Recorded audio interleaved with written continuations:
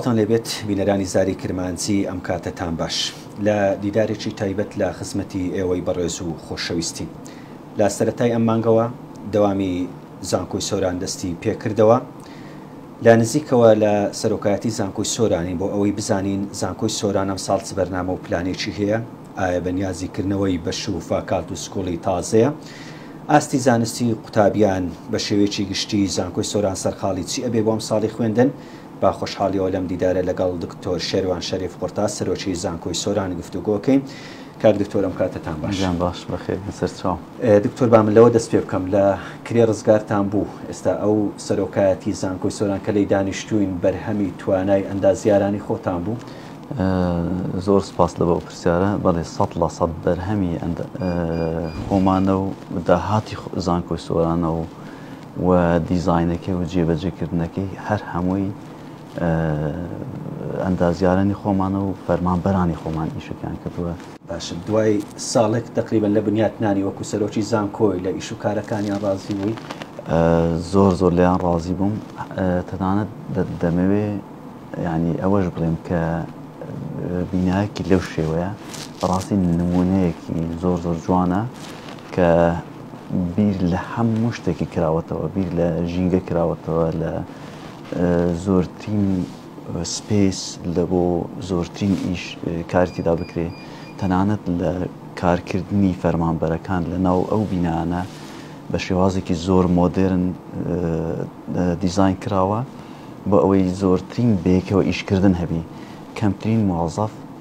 زۆرترین ئیش بکە زۆرترین بێکەوە ئیشکردن هەبێ. باشە هەست ناکەی هەماهەنگی ئێوە و لێک نزیک بوونەوەتان لەگەڵ قوتابیانیش هەم لە بەرژەوەندی ئێوە قوتابیانیش بوو بۆ ئەوەی سەرۆکاتی زانکۆ لێرە بێ؟ زۆر ڕاستە ئەوەندە لە قوتابەکان نزیک بووینەوە ئێستا قوتابەکان نزیکەی 600 قوتابی خۆبەخشمان هەیە کە بۆ هەموو کارێک کە بەشدار بن لە زانکۆ ئامادەن و یارمەتی زانکۆ دەدەن وە خۆشیان فێرە زۆر شتی دیکە بوون یعنی فێرە زۆر سکیل بوونە فێرە کاری ئیداری بوونە فێرە کاری میدیایی بوون فێرە کاری پرۆتۆکۆلی بوون ئێمە وەکو زانکۆ پشتیان پێدەبەستین. کاک دکتۆر لە سەرەتای ئەو مانگەوە تا لە یەکچینەوە دەوام لە زانکۆی سۆران دەستی پێکردوتەوە لە تەواوی فەکارتی و بەشەکان ئێستا داوامی قوتابیان دەستی پێکردوتەوە؟ بەڵێ لە یەکینۆ مامۆستاکان و قوتابیەکان دەوامی فەرمی خۆیان دەستیان پێکرد و پێشتر خۆیان تۆمار کردووە بە سیستەمێکی ئەلکترۆنی پێشکەوتوو کە ئەوش هەر بەرهەمی فەرمانبەران و مامۆستانی زانکۆ بوو خۆیان تۆمار کرد و لە یەکینۆ مامۆستاکان دەستیان بەکار کرد دەستیان بە دەرزگوتنەوە کرد ئێمە لە بەیانی زوو کۆبوونەوە ئەنجومەنی زانکۆمان کرد هەر ڕاستەخۆ پاش کۆبوونەوەکەی خۆمان کە یەک کاتژمێر بوو کۆبوونەوە ئەنجومەنی فاکەڵتیەکان کرا کۆبوونەوە ئەنجومەنی بەشەکان کرا ئەوەی کە زۆر جێی سەرنج و کە جێ دڵخۆشی بوو مامۆستاکان هەندێکیان کە لە کۆبوونەوەکانی ئەنجومەنی بەش و فاکەڵتیەکان بوون داوایان لە سەرۆک بەشەکان ڕاگرەکان کرد کە ئیزنیان لێ وەرگرت ئێمە دەرسمان هەیە با بچین دەرسەکانی خۆمان نەفەوتی لە دەرس تاخیر نەبین. ڕۆژانی یەکەم و دووەم سێم عادەدی قوتابەکان بەرەبەرە زیادی دەکرد لە 140 بۆ 160 و لە هەفتەی دووەم 100% قوتابەکان حاضر بوون ئەوەش ئەوە نەبی کە بڵێن بەبێ ئامادەکاری بەبێ پلان ئێمە پلانی 100% ئامادەکراومان هەبوو کە لە یەکین و هیچ کێشەیەکمان نەبی. ئەم ساڵ وەکو زانکۆ کە پلانەکەی خۆت باس کرد بەڵام لە پلانتاندا هەبوو کە بەش و فاکالتی نوێ بکەنەوە لە زانکۆی سۆرانیا پێویست بۆ داواکاری هاتووە؟ بەڵێ بەشی نیوەمان کردەوە داوای هەندێک بەشی نوێشمان کرد و بەڵام بەداخەوە پەسەند نەکران لەبەر هەندێک هۆکاری لۆجستی بۆ نمونە داوای فاکەڵتی پزیشکیمان کرد بوو بەداخەوە پەسەند نەکرا هەرچەندە هەموو شتێکمان هەبوو بەڵام ئێمە ڕوونکردنەوەی پێویستمان داوە بە وەزارەت کە بەڕاستی دەبووە ئەو ساڵ فاکەڵتی پزیشکی بکرێتەوە و هەموو پلانەکانمان بەڕاستی بەبێ نوقسانی ناش بە وەزارەت بەڵام بەداخەوە پەسەند نەکرد نازانم هۆکارەکانمان پێمان گوتنە کە ئێمە ئامادەکاری 100% کردبوو بۆ ئەوەش بە هەماهەنگی لەگەڵ بەڕێوەبەراتی گشتی تەندروستی سۆران کە دوو خەستەخانەی فێرکاریمان هەیە و عادەدێکی زۆری هەڵگرانی ماستر و دکتۆرامان هەنا لە پزیشکی لە هەموو اختصاسەکان هەیە مختبەرەکان 11 مختبەری حاضر هەنە بۆ پزیشکی کە بەڕاستی کێشەکانمان 100% بوو دەمانتوانی دەست پێ بکەین بەڵام بەداخەوە بە هۆکارێکی لە وەزارەتی خوێندنی باڵای تەواوی ئامادەکاریەکان هەن 100% ئامادەکاریمان کرد بۆی ڕێنکردنەوە پێویستمان بە وەزارەتەوە بۆچی پەسەند نەکرا ئەنا پەیمان تەعەجوب بکە ڕافز کرا ئەو ساڵ بەشی عەرەبی پەروەردە عەرەبیمان کردێتەوە و ئینشاڵڵا بەشی پەرستاری ئەو ساڵ دەکرێتەوە قوتابیان لە پەرستاری وەردەگیرێن و زۆر لە بەشەکانی دیکەش شێوازی کارکردنیان تێدا گۆڕاوە. کاک دکتۆر بەس بۆ کردنەوەی بەش و فاکالتی نوێ ڕەچاوی چی ئەکەن؟ ئایا ڕەچاوی بازارەکرێ، ڕەچاوی هەڵکەوتەی جوگرافی ئەکرێ، ڕەچاوی ئەو داواکاریە کرێ کە لەلایەن قوتابیانەوە پێتانەگا لەسەر سبنەمایەکە؟ پرسیارێکی زۆر جوانە، پرسیارەکە زۆریش علمی و کرداریشە. بەڕاستی ڕەچاوی ئەوە دەکرێت ئایا دەرچوانمان دەتوانن پاش زانکۆ کاریان دەستکەوی یان بە پێچەوانەوە بازاری کار پێویستی بەو اختصاسە یان نییە. ئەگەر بزانین دەرچووەکانمان پاش دەرچوو ناتوانن کار پەیدا بکەن، نان پەیدا بکەن بە واستەی ئەو اختصاسە کە وەریان گرتووە، بەڕاستی نەکردنەوەکەی باشترە. چونکە ئێمە زانکۆی سۆران بەرەو زانکۆیەکی کردداری دەبین، هەر بە عملیش ئیشمان لەسەر ئەو کردووە زانکۆیەکی کردداری بی بۆ ئەوەی قوتابیەکانمان لە ئەسنای خوێندنیان بەشێک بن لە بازاری کار، بەشێکی سکیلەکانیان بۆ ئەوە ئامادە بکرێن کە پاش دەرچوونیان بتوان لە شوێنی خوان بکەنەوە بەشێکی کارا بن لە ناو کۆمەڵگادا. هەر لەسەر داخستنی هەندێک لە بەشەکان و کردنەوەی پرسیارم هەبوو بەنمونە سەگە بەشی کوردی بێنینەوە یەکێکە لەو بەشانەی کە وەکو زمانیش وەکوونەتەوە، بەڵام من مەترسی داخستنی لەسەر یا کەمترین قوتابی داوای ئەکا. ئێوە لەو هۆکارانەتان کۆڵیوەتەوە؟ وڵی جەنابتان دەتانەوە هەندێک ئەسراری مەکەشف بکەن بەس مشکلمان نیە، مانەمان نییە. ئێستا بۆ نمونە بەشی کوردی کە بەڕاستی بەشێکە لە پیرۆزیەکان و بەهاکانی ملەتی خۆمان زمانی کوردی لە جیاتی ئەوەی بین دایخەین نەخێر بەنەوعاکی وها ڕێکی بێخینەوە کە بە شێوازێکی کردداری کار بکات. بەداخەوە لە 2 ساڵی ڕابرد و کەمترین قوتابی لە بۆ هات ترسی ئەوەمان هەبوو کە ئەو ساڵیش قوتابی لە بۆنێت بە ناچاری دای بخەین. بۆیە ئێمە ئیشمان لەسەر ئەوە کرد کە ئەو ساڵ هەڵی پەسێرین، بەڵام بۆ ساڵی داهاتوو بە شێوازێکی وها ڕێکی بێخینەوە کە دەرچووەکانمان بە سکیلەوە بە زیرەکیەوە بە مەهارەتی باشەوە بەکردداریەوە بچن ناو بازارەکە. بۆن منە لە مەجای میدیا، لە مەجای خزمەتگوزاری زمانەوانی، لە مەجای تەرجمە، لەو مەجالانی کە کرددارین ئیسفادە لە بەشەکەی خوام بکەن بەشی زمانی کوردی کە بەڕاستی ئەوە بە ئەرکی سەرشانی خۆمان زانیوە بە شێوەیە ڕێکی بخینەوە و لە مەترسی داخستنیش ڕزگاری بکەین. کاک دکتۆر، قوتابی زیاتر ڕوولەکان فاکالتی و بەش دەکات لە زانکۆی سۆران و هۆکارەکەشی بۆ چییە؟ قوتابیان زیاتر ڕوو لەو بەشانە دەکەن کە کردداری، ئەنی بۆ نمونە ئەندازیاری، بۆ نمونە زانست، پەروەردە، ئەوانە کرددارین. بۆیە ئەمە ینی هەوڵماندا هەموو بەشەکان فاکەڵتی ئادا بە هەموو بەشەکانیەوە، فاکەڵتی یاسا بە هەموو بەشەکانیەوە، هەموو بەشەکان بکەینە بەشی کردداری، چونکە تەڵەبەت لەبەر چ بەشی کردداری هەڵدەبژێری کردداریکە لەگەڵ بازاری کار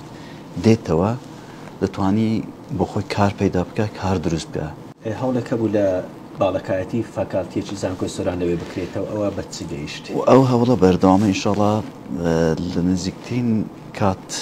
ئەو مزگینیش ئەو خەڵکەوەری دەگری ئینشاڵڵا. باش بینە سەر بابەتی دەرماڵی قوتابیان زۆرێک لە قوتابیان پرسیارەکەن، وەکو سەرۆکی زانکۆ ئەتەوێت چی بە قوتابیان بڵێ؟ دەمەوێت پێیان بڵێم لە ئەو مانگانی کە وەریان نەگرتووە پەسەندی ئەوانیشمان وەرگتووە تەنانەت هەندێکیان بووینە چەکیش لە هەر حاڵەتێکدا پارەی بەردەست هەبی لە بانقەکان یەکەم کارمان ئەوە دیبی ئەو دەرماڵەکانیان بە وەرگین و بیاندێنێ و هەموو مانگەکانیش تقریبا هەموو ئەو مانگانێک کە وەریان نەگرت و پەسەندی هەمومان هەیە و حکومەت بەردەوامە لەسەر ئەوەی کە پاڵپشتیان بکات پاڵپشتی داریان بکاتن لە ئەوەی کە بۆیان دیاری کراوە خەمی ئەویان نەبی ئەوەی وەریان نەگرت و هەمووی وەردەگرن. کاگتور زانکۆی سۆران ئێستا خۆی لە چەند فاکالتی و بەش ئەبینێتەوە؟ ئێستا 5 فاکەڵتیمان هەیە و پەسەندی فاکەڵتی سنتری توێژینەوەشمان وەرگرت، ینی ئەوەش وەکو ڕاگراتی پەسەندمان وەرگرت. 28 بەشی زانستیمان هەیە و پلانی کردنەوەی بەشی دیکەشمان هەیە، بەڵام هێشتا پەسەندمان وەرنەگرتووە. بەداخەوە لە ئەو ساڵ نەوانتوانی پەسەندی هەندێکیان وەرگین بە هەندێک کۆکاربوون منە بەشی پەروەردەی هونەری حەزمان کرد ئەو بیکەینەوە، بەڵام لەبەر نەبوونی ستاف نەمانتوانی بیکەینەوە. فاکەڵتی پزیشکی بەداخەوە ئێمە هەموو شتێکمان حاضر بەڵام پەسەند نەکرا ڕوونکردنەوەی پێویستمان بە وەزارەتدا و بە ئەوەی بتوانین ئەویش بکەینەوە. لە پلانمان هەیە فاکەڵتی کشتتوکاڵ بکەینەوە، ئەویش ئینشاڵڵا بە هەماهەنگی لەگەڵ ڕێبەراتی کشتتوکاڵی ئیدارە سەربەخۆ سۆران و ئەویش ئینشاڵڵا ئەگەر ئەو ساڵیش نەکەین و پلانمان هەیە بۆ ساڵی داهاتوو ئیشی جدی لەسەر بکەین. کاگتور وەکو توانای وەرگرتنی قوتابی هەر لە ڕێی زاری کرمانزیەوە چەند ڕۆژێک پێشەستا لێدوانتدا کە زیاتر لە 1000 قوتابی ئێوە ئەتوانن وەریان بگرن، ئەو توانایە زیاتر ئەبێ یا سنووردارە؟ واللهی شتێکی دەزانانی هەندێک تەکنیکیە، یعنی ئێمە توانای وەرگرتنی 1400 قوتابیمان هەیە، کەمتر زۆرتر لەوانە زۆر کێشە دروست نەکا بوون من هەتا 1500ش لەوانە بتوانین وەرگین، بەڵام لەوە زیاتر ینی کە گەیشتە حەدی سەروی تێربوون ینی بڵێن زیاد لە حەدی خۆی خودی قوتابیەکان زەرد دەکەن، چونکە لەوانە شوێنەکە یعنی جنابتان دەزان ئێمە تەنها دوو باڵەخانەمان هەیە کە لەوە تێپەڕی یانیش لە توانای مامۆستەکان تێپەڕی کواڵیتی خوێندندا دەبزی، ڕاستی حەز ناکەین کواڵەتی خوێندن ئەوەندەدا بەزی کە تەسیرێکی سلبی بکە بە باشی گەشانەکەن لە توانای زانستیان گەشانەکە. دووەم شتیش کە کورسی زیاترت بەردەست کرد ئەوانی بەداخەوە لە هەندێک لە بەشەکان کەمترین قوتابی لە بۆ دێک مەترسی داخستین دەسەرتە بێت، ئەو درکمان بەو ڕاستی کردووە. هیوادارم هەموو زانکۆکان درێک بەوە بکەن بۆیە یعنی نەبێت ڕاستیتان دەوێتن. ئەوەی کە ئێمە ڕستێرچمان لەسەری کرد کەم هاتنی قوتابیان بۆ هەندێک لە بەشەکان سەبەبەکە ئەو بوو کە کورسی زیاتر بەردەست کرا، بەڕاستی بەلای ئێمە هیچ سەر و خوارو نییە، بەڵام ئەوەی کە عرض و تەڵەبە کە زیاتر تەڵەب لەسەر فاکەڵتیەکانی یان بەشەکانی کرددارین ئەوانی کە کرددارینین کەمترین تەڵەبیان لە بەهوو بۆیە مەترسی داخستنیان لەسەر هەبوو و ئەمە حەز ناکەین هیچ زانستێک لە پێش زانستێکی دیکە دابنین. بەڕاستی بۆ من کۆمەڵناسی زانستێکە کە لە ئەو خۆراک گرنگترە، ئەگەر کۆمەڵناسی پێشکەوی کۆمەڵگا پێش دەکەوێت. تۆ زۆر تاکید لەسەر کۆمەڵناسی کردەوە، بۆچی ئەوەندە؟ واللهی لەبەر ئەوەی کە فەرهەنگ دروست دەکا، ئەوەی کە کەلتوری جوان دروست دەکا، ئەوەی لە کۆمەڵگا تێدەکات کۆمەڵناسەکانن. ئێستا هەر بۆ زانیاری جەنابتان ئێمە هیچ دیزاینێک ناکەین کە پرس بە کۆمەڵناسەکان نەکەین، دیزایانی هەندەسی ناکەین. ئێستا ئێرە پرسمان بە کۆمەڵناسەکان کردووە، کۆمەڵگای دایک کە ئێمە دروستمان کرد کە ئێمە دیزاینەکەمان دروست کرد بەبێ پرسی کۆمەڵناسەکان هیچ دیزاینێکمان تێنەپەڕاند، چونکە ئەوان لە کۆمەڵگای کوردی تێدەگەن، لە کۆمەڵگای مرۆڤاتی تێدەگەن و ئەوانیش بەس ئەوەندە نیە، دەتوانن فەرهەنگ دروست بکەن، دەتوانن لە هەموو زانستەکان زیاتر ئاوێتەی کۆمەڵگا ببن و ڕێی نیشاندەرمان بن. ئەو پرسیارانم بە کورتی وەڵام بدەیتەوە بۆ بابەتی بەشە ناوخۆی زانکۆی سۆران چی کردووە؟ تەواوی قوتابیان بەشە ناوخۆی پێویستیان بۆ دابین کراوە؟ 100% لە بۆیان دابین کراوە و هەموو ئەو ڕێکار و ئەوانەی کە پێویستە قوتابی لە ئەماندا بێت لە ڕووی سەلامەتیەوە لە ڕووی بەرگری شارستانیەوە 100% جێبەجێکراون. هەر لێرەوە سوپاسێکی زۆر تایبەتی ئیدارەی سەربەخۆی سۆران و بەرگری شارستانی سۆران کە بەجددی ئیشێکی زۆر جوان و پرۆفشناڵ و مرۆڤانەیان کرد. ئێمەش 100% هاوکاریان بوون بە هەمانگی بێکەوە و زۆر سپاسی خاوەن باڵەخانەکان بکەم کە زۆر ئینسانانە و زۆر کوردستانیانە هاتنە پێش وەکو منداڵەکانی خوانسەری ئەو قوتابیانیان کرد کە لە بەشە ناوخۆیەکانیانین بۆ بە هەماهەنگی هەر سێلایەن زانکۆ بەرگری شارستانی خاوەن باڵەخانەکان ئێستا قوتابیەکانمان لە شوێنێکن بە ئەمینی دەتوان بخەون. کاک دکتۆر بەڵام بۆ وەکو زانکۆ بوویتە خاوەن باڵەخانەی تایبەت بە بەشە ناوخۆی خۆتانیان هەوی کرێ یەک ژوورمان نیە هەر هەمووی بەکرێ بەداخەوە هەمووی کرێ. بەڵێ چیەکەن بۆەوەی لەو کرێش ڕزگار بن چۆن سەرۆکایەتی زانکۆتان لە کرێ ڕزگار کرد؟ واللهی ئەوە هەندێک لە دەسڵاتی ئەمێنێ بۆ منە ئەو باڵەخانانەی کە ئێستا پێشتر دروست کراون بۆ بەشە ناوخۆیەکانی زانکۆی سۆران کێشە یاسایی تێدایە. پێویستە ئەو کێشە یاساییانە چارەسەر بکرێن و پاش ئەوەی کە کێشە یاساییەکان چارەسەرکان پێویستە بودجیان لە بۆ تەرخانکرێ پارێن لە بۆ تەرخان بکرێ پاشان دروست بکرێنەوە. بەڵام بەداخەوە کێشەکان هەتا ئێستا چارەسەر نەبووینە کێشە یاساییەکان پاشەوەی چارەسەر کرد ئینشاءالله بودجێ لە بۆ دابین بکرێ و چارەسەر بکرێت. بینە سەر ئەو ڕاپرسی و هەڵسەنگانانەی بۆ زانکۆکانەکرێ زانکۆی سۆران لە ڕیزبەندیەکان هەردێتە پێشەوە لەسەر ئاستی عێراق هەرێمی کوردستان لەسەر ئاستی زانکۆکانی عەرەبی و ئاسیا هۆکاری ئەو هاتنە پێشەی زانکۆی سۆران ئەرچیەوە قورستر ناکە؟ بەتەئکید ڕاستی ئەگەر زانکۆ بە کاری زانکۆی خۆی هەستا یعنی خۆی بەشتی غەیری زانکۆیی و خەریک نەکرد خۆی بە کاری توێژینەوە کاری پەروەردەکردن کاری ئامادەکردنی کادری ئەکادیمی بۆ بازاڕی کار و بۆ ئەکادیمی ئامادەکرد ئۆتۆماتیکی پێویست بە هیچ شتێک ناکە ئۆتۆماتیکی ئاستی زانکۆکە بەرز دەبێ و ئەوانێک کە مراقبەی زانکۆکان دەکەن چ لە ناوخۆ چ لە دەرەوەی کوردستان لە دەرەوەی وڵات ئەوان پێت دەڵێن لە چه ئاستێکی ئینشاڵڵا لەو نزیکانە خەبەرێکی زۆر خۆشە کە زانکۆی سۆران ئاستێکی زۆر باشی بڕیوە بە جارێ ئاشکرای ناکەین ئینشاڵڵا با لە وەختی خۆی بیتن. جا ئەو خەبەر لەسەر ئاستی لەسەر ئاستی جیهانیە بەڵێ. دکتۆر لەبەر کەمیکات ناچارم دوا پرسیاری خۆم کەم ئەو پرسیارانە ئەمێنێتەوە ئینشاڵڵا بۆ پرۆگرامێکی داهاتوو سکوڵی وەرزش دەڵێن تا ئێستا یاریگا و هۆڵی تایبەت بە خۆمانیە و گلەیان هەیە بۆ ئەوان چی ئەکەن وەرزش بەلاتەوە گرنگە؟ واللهی ئێوە 100% حەق خۆیانە طبعا زۆر گرنگە بەلای ئێمەوە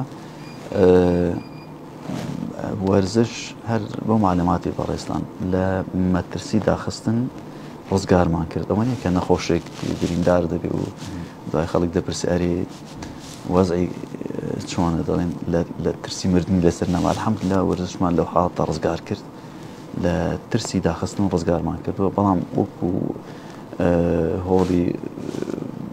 داخراوە ئەو شتانە بەڕاستی ئەوە نوقسانێکی زۆر گەورەیە مشکلەکەش ئەوە کە پێشتر بە پشت بە هەندێک شوێن بەستراوە کە مڵکی زانکۆ نەبووە ئێستا ئەو شوێنانەش بەڕاستی بەرگری شارستانی دەڵێ ئەوانە بە کلێک ناین کە دەرسی پێدا بکوێنێت بۆیە ئێمە ناچارین کە شوێنیان لە بۆ دابینکەین دیزاینی شتەکانیان هەموو تاوە بەس ماوەتەوە پارەی لە بۆ تەرخان بکرێ و جێبەجێ بکرێ ئینشاءڵڵا ئەوەش دەبیتر. دەستان خۆش بیکار دکتۆر بەڵێ بینەرانی زاری کرمانجی ئەوەی بینیتان دیدارێکی تایبەت بوو لەگەڵ دکتۆر شێروان شەریف قورتا سەرۆکی زانکۆی سۆران بۆ قسەکردن لەسەر ڕەوشی خوێندن لە زانکۆی سۆران و ئەو پرسیار و پێشهاتانەی کە هەمان بۆ ئاراسی دکتۆر شێروانمان کرد و وەڵامەکەمان وەرگرتەوە تا لە دیدارێکی نوێ پێتانە گەینەوە کاتێکی شات. زۆر سپاس دەستی خۆش.